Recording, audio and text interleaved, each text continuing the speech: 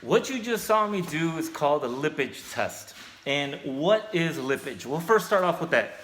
Lippage is when tiles are set and when any one of the tiles is raised even just a little, then the other tile in front of it, behind it, to the left or to the right, that's called lippage.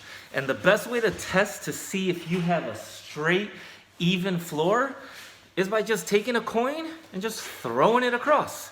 But not all floors are entirely 100% lippage free, and there is general rules of thumb.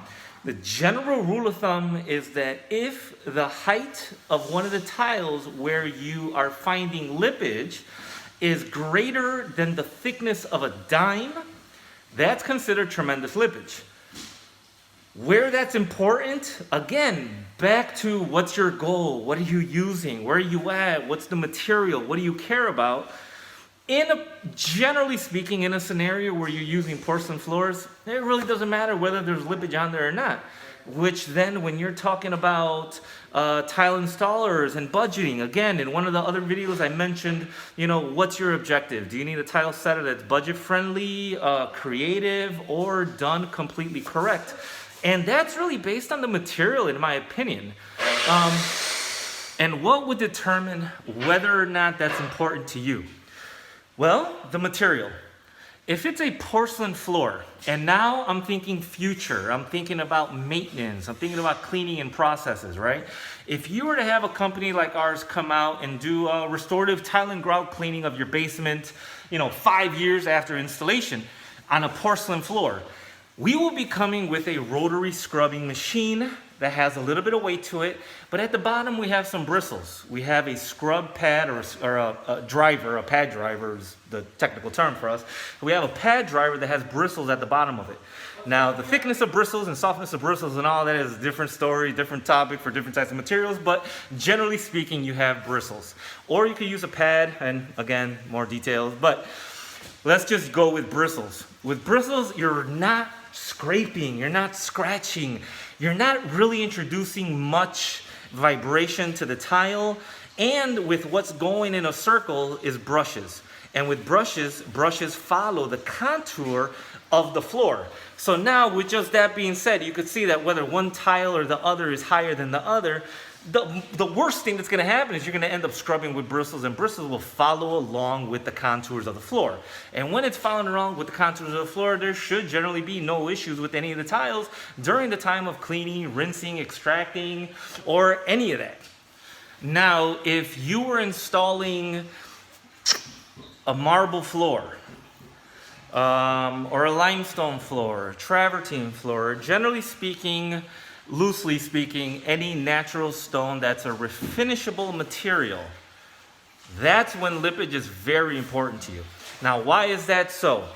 Because now when we're restoring, we're introducing diamond resin pads, we're introducing diamond hog hair pads, we're introducing different types of pad drivers, and on the pad driver we have different abrasives. Where earlier when I was talking about rotary scrubbing, tile and grout cleaning, we're using either a pad or we're using bristles, and all that follows the contour.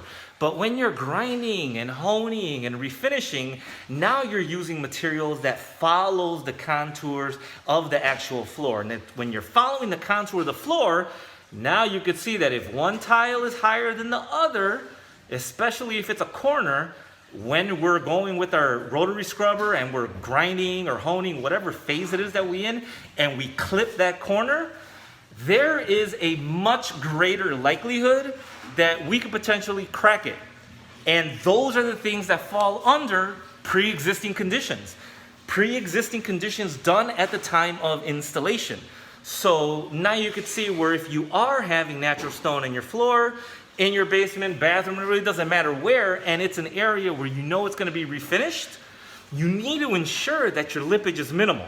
So how do you know when lippage is too big or too little? Well, you just saw me glide it over here and I didn't find lippage on one line, but I promise you I will find lippage.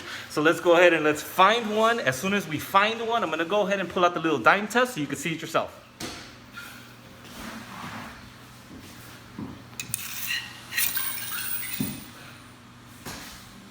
right there, that last little tile. Did you see how that quarter just bounced off? We're gonna go ahead and take this quarter again, just run it. You see how it just hit and it stopped. So what you do is take the dime test. You take the dime test and you set it right there. General rule of thumb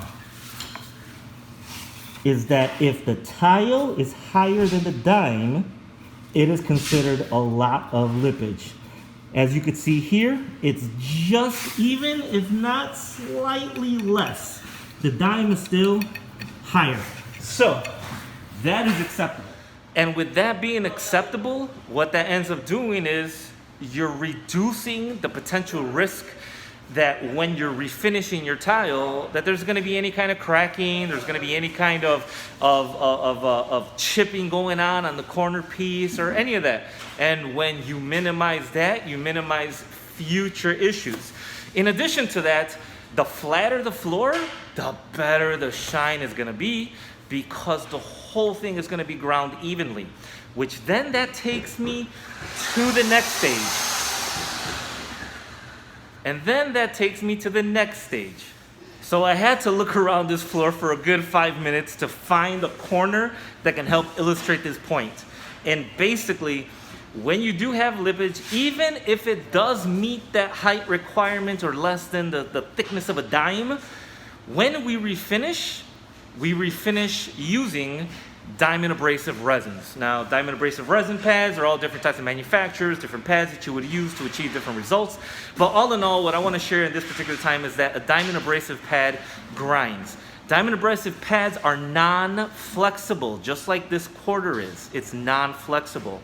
So when it is introduced to an area on the floor that's not even, you have a height difference, there's going to be an area where that abrasive that you're using to grind with is not going to grind evenly. And let me show you right here. So right here, to illustrate my point, you could see that this dime has been introduced to lippage on two sides, on this side and on this side.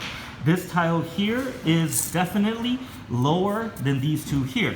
So now if we were to go ahead and use, and let's pretend that this quarter is the diamond abrasive pad that we're talking about that's non-flexible, you could see that there is a slight little gap underneath this quarter, right?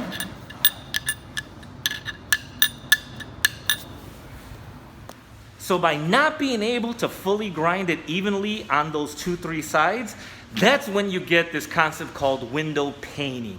And what is window pane? Window pane is when you have a factory sheen on one piece of the tile here, and then when we come and we do the grinding on top to create the new finish, the new foundation, and then going back to what we talked about, the concrete. So you see how it kind of all follows along with the same foundations. It's how you prep the area that you're going to do what on. In this case, now we're talking about refinishing on a prepped tile surface. And what window pane is that when we're done, the whole floor would be totally shiny. You know, again, I'm using this porcelain tile as an example. You wouldn't want to refinish porcelain. I'm referencing marble, limestones, and natural stones. But when you go ahead and do that, what ends up happening is that one area over here, you're going to see the original sheen that's over here on this side. So this is going to all be polished perfectly. All of this is going to be polished great. But then when you get to this corner, you're going to have these little L's, right? And it's like little L's of sheen.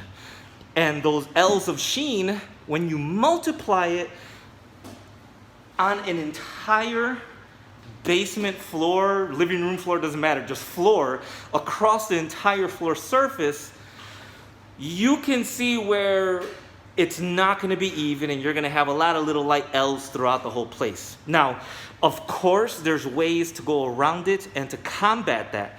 And then that's when we go into labor, time, cost.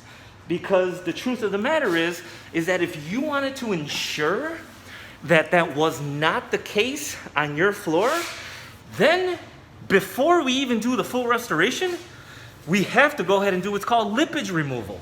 And what is lippage removal? Lippage removal is when we go with a more aggressive a metal bond or a really low resin bond grit pad, so now I'm being a little technical. But basically there's different types of pads that you would put at the bottom of the floor machine, the rotary scrubber, to go ahead and sand down. But you can see that now we have to sand down much more aggressive to get rid of that lippage. And then back to the general rule of thumb is that if lippage is thicker than an actual dime, it's considered tremendous lippage. With tremendous lippage, have tremendous grinding. With tremendous grinding, you have tremendous labor. You have tremendous work. So to get to the original finish